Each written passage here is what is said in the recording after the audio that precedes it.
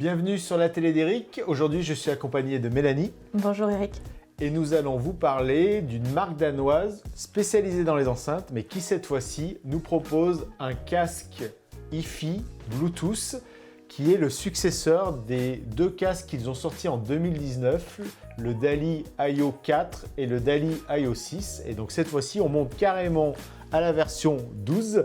On se retrouve tout de suite après le générique avec Mélanie pour que tu nous fasses part de tes impressions d'écoute sur ce DALI IO 12.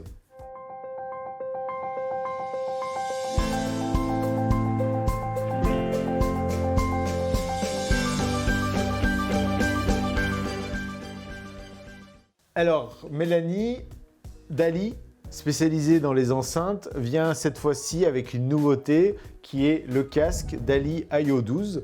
Qu'en est-il ? DALI est vraiment spécialisé dans les enceintes, même dans les enceintes très haut de gamme. Ils savent aussi faire du connecté, puisqu'on a des enceintes aussi connectées, mais ils savent aussi faire du casque. Il y avait la version IO 4 et la version IO 6, qui là sont en fin de course, puisqu'ils vont disparaître du catalogue.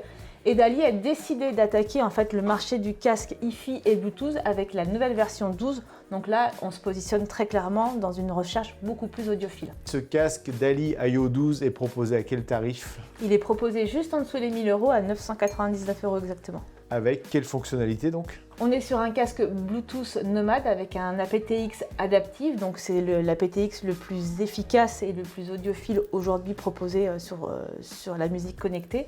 Et on a aussi des transducteurs de 50 mm qui sont très haut de gamme avec un mode analogique. C'est-à-dire que là, DALI veut attaquer aussi bien le marché du nomade connecté que du casque hi-fi. Mélanie, avant de revenir sur ses qualités musicales, est-ce que tu peux déjà nous présenter le casque en termes, je veux dire, voilà, de taille, d'encombrement, de texture, de design? Parce qu'on le sait, c'est très important, un casque, là pour le coup, autant les enceintes, elles sont loin devant nous, là le casque, on l'utilise, on l'a en pleine main et on le pose sur la tête. Donc qu'en est-il ? Alors c'est un casque avec un très grand confort parce que, je le souligne, c'est du cuir ici et sur le dessus de l'arceau. Donc c'est vrai que pour des écoutes longues, il n'y a pas d'échauffement au niveau des oreilles.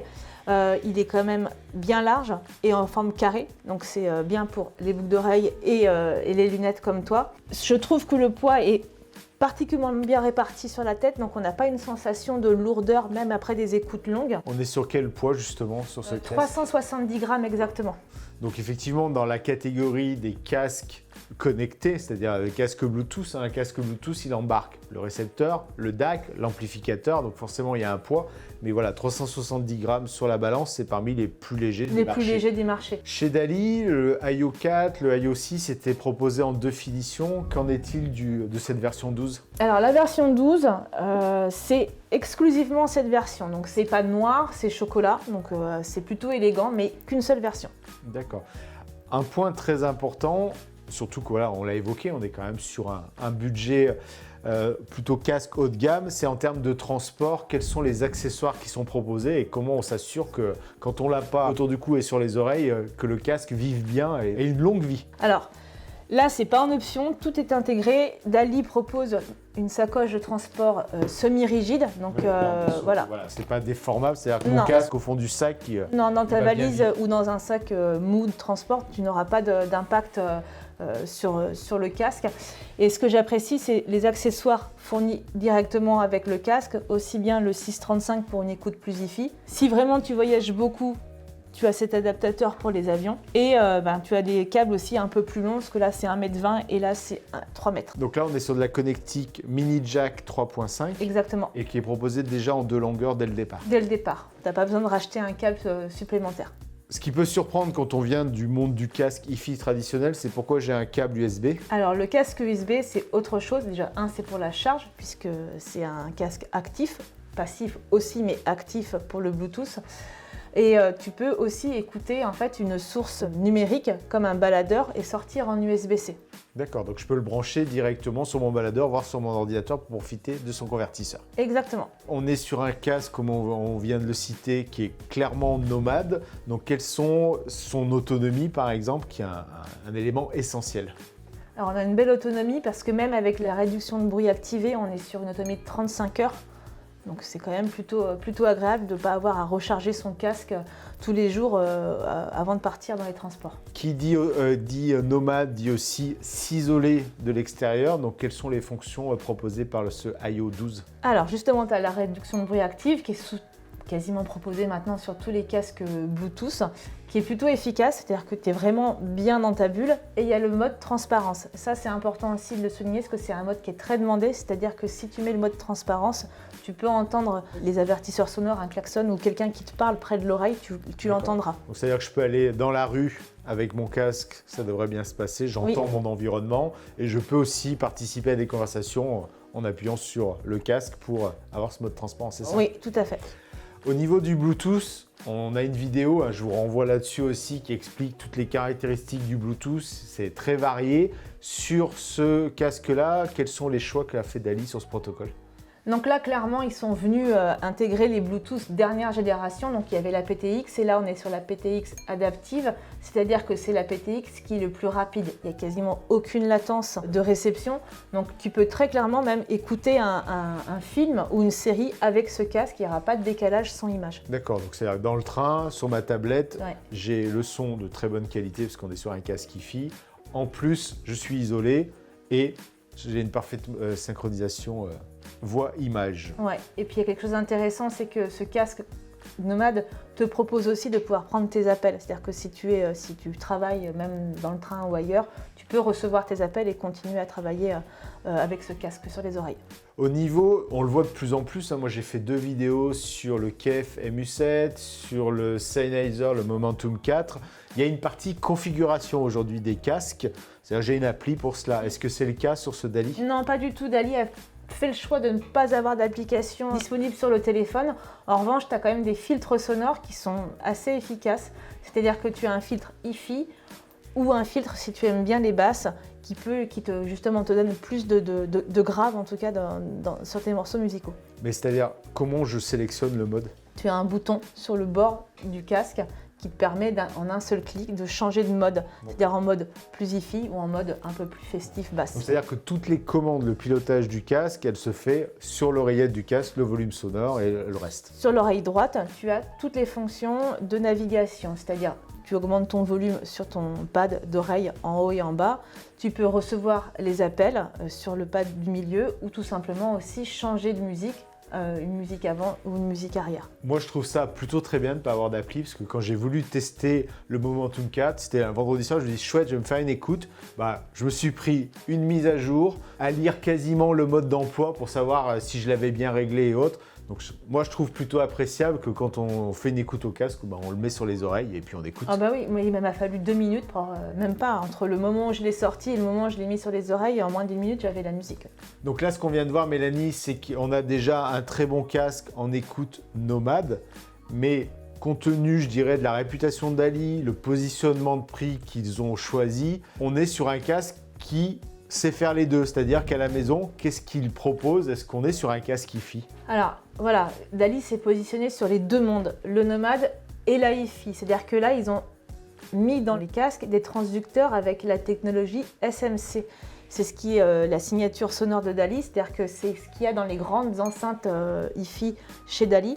Ils l'ont aussi inclus dans leur casque. Donc on profite en fait de la recherche-développement musical que Dali a fait pour ces grandes enceintes.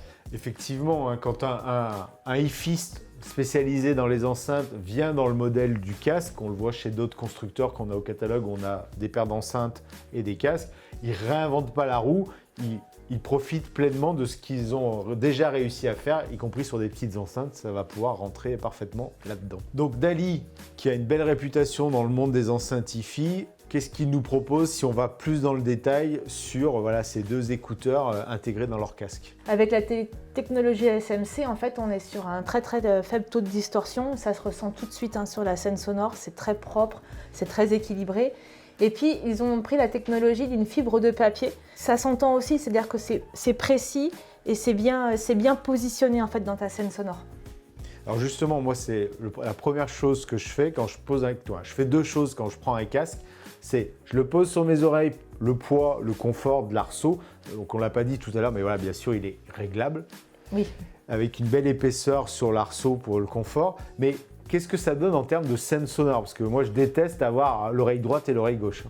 Ben là, ta scène sonore, alors évidemment, c'est pas une paire d'enceintes que tu reçois face à toi, ça c'est impossible, aucun casque ne sait le faire encore. Cependant, tu n'as vraiment pas l'impression d'avoir ton son dans ton oreille droite et dans ton oreille gauche. Ça revient vers toi, la scène sonore, en fait, elle s'ouvre vers l'avant. Donc on sent cette signature hi-fi de ce casque, c'est pas juste là pour avoir de la musique quand je sors de chez moi. Non, complètement, oui. Les 3 modes d'écoute, quels sont-ils? Et je dirais quel est celui qu'on va privilégier à la maison pour avoir toutes les qualités sonores de ce casque? Alors tu peux privilégier aussi en fonction de ta source. Si tu as un baladeur, tu auras le choix de sortir en analogique ou en USB de ton baladeur. C'est-à-dire que le casque est capable d'accueillir un câble USB-C, qui est aussi la prise de charge. Et là, pour le coup, tu utilises le DAC qui est intégré dans le Donc dans le j'ai casque. comme ici un Astel Cairn où on sait que c'est des excellents baladeurs, excellents DAC. Là, je fais une connexion filaire mini jack 3.5 pour mon casque. Exactement. Ou J'ai un- 635 si tu préfères utiliser l'adaptateur. Complètement. Ou j'ai un ordinateur, on sait que voilà, on a fait une vidéo tout à l'heure, la carte son, le convertisseur sont de moins bonne qualité. Là, je peux demander au DAC du DALI de faire le job. Très clairement, dans les tests que j'ai fait ce week-end, j'ai utilisé le SR35 en 3.5. C'est vraiment la meilleure solution, en tout cas avec le baladeur. Je l'ai aussi utilisé avec le câble USB-C. Ça a été moins bon, c'est-à-dire que c'était le DAC du DALI qui était donc sollicité. Le DAC de la Astel Cairn est meilleur. En revanche, sur une écoute depuis un Mac, là, je vous conseille vivement d'utiliser le DAC qui est intégré dans le DALI et donc de sortir en USB-C de votre ordinateur et d'attaquer le casque en USB-C. Un casque, pour moi, ça doit être confortable, musical, mais ça doit être facile à vivre, simple à utiliser. Donc, on parle d'un casque que l'on recharge, il y a du Bluetooth, il y a de la réduction de bruit. Je pars en voyage, je pars en vacances, je peux pas recharger, je peux écouter au casque? Oui, alors heureusement, oui.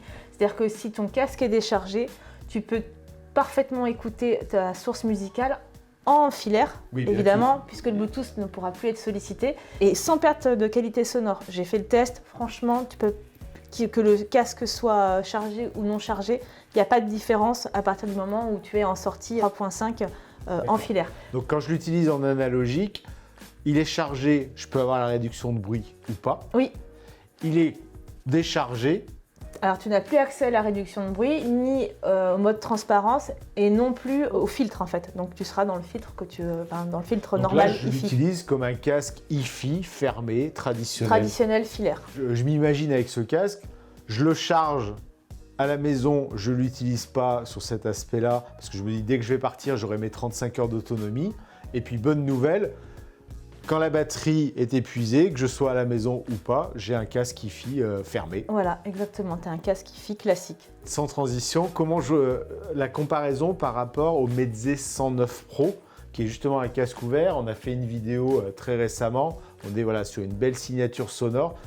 Comment se place le DALI IO12? Si tu le compares au Meze 109 Pro, il est certain que le Meze 109 Pro est un casque déjà ouvert, donc on est sur une autre catégorie de casque. On le sait par essence même que le casque ouvert est un casque beaucoup plus hi-fi. C'est vraiment le but d'un casque ouvert. Donc là, voilà, le DALI IO12 viendra se placer un peu en retrait par rapport au 109 Pro, et c'est tout à fait normal puisque c'est pas son but d'être sur un casque ouvert.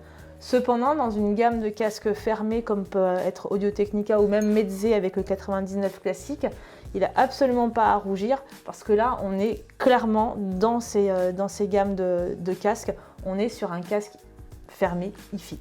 Donc si je devais résumer, parce que moi, par exemple, j'aime beaucoup un casque ouvert, par contre c'est un cauchemar, c'est-à-dire que tu peux absolument pas sortir avec. Non, c'est impossible. Donc là, on a un excellent compromis, un usage sur les deux aspects. Mais là, en fait, tu as le meilleur des deux. C'est-à-dire que si tu ne veux pas t'encombrer de deux casques, c'est-à-dire un casque nomade Bluetooth et un casque hi-fi, eh bien DALI, c'est la solution. C'est-à-dire que j'ai un seul et même casque, un seul et même produit à transporter, que ce soit pour mes écoutes hi-fi ou pour mes écoutes nomades. Et en sachant voilà, que c'est un casque Bluetooth de qualité hi-fi, donc on est vraiment dans le haut de gamme de cette Voilà, catégorie. c'est bien que tu le soulignes. C'est-à-dire que dans les écoutes Bluetooth que j'ai pu faire, c'est-à-dire qu'on a parlé du Momentum et aussi du casque KEF, là DALI est quand même au-dessus, c'est-à-dire que quand j'ai écouté, j'avais pas les basses qui rebondissent dans les oreilles, il y a vraiment une belle spatialisation et c'est très bien positionné dans la scène sonore. Moi, je dirais à la maison, j'ai aussi envie de l'associer en mode complètement sédentaire avec un setup qui va bien. Par exemple, je pense à ce que fait Cambridge avec le lecteur réseau MXN10, le DAC Magic 200 qui a une très bonne sortie, un très bon ampli casque. Qu'est-ce que cela donne quand je m'installe avec le DALI IO 12? Alors j'ai fait le test avec cet ensemble, donc avec le MXN et le DAC Cambridge ici devant nous. J'ai utilisé l'adaptateur 635 et j'ai attaqué donc l'adaptateur en mini jack. J'ai aussi upgradé le câble avec un câble de meilleure qualité chez AudioQuest. Et là, clairement, c'était la meilleure écoute de toutes. C'est-à-dire assis, tranquille, avec des fichiers de chez Qobuz. Donc sur des fichiers haute résolution, si on utilise un DAC comme le DAC Magic et qu'on upgrade un peu le câble, là on a une spatialisation qui est encore plus précise. C'est-à-dire qu'on a une meilleure qualité sur les voix, sur les cordes, il y a plus de vibrato, il y a plus de relief. Donc si je dois résumer, si on va sur ce casque, c'est qu'on veut le meilleur des deux mondes, c'est-à-dire un excellent casque Bluetooth, un très bon casque fermé à la maison.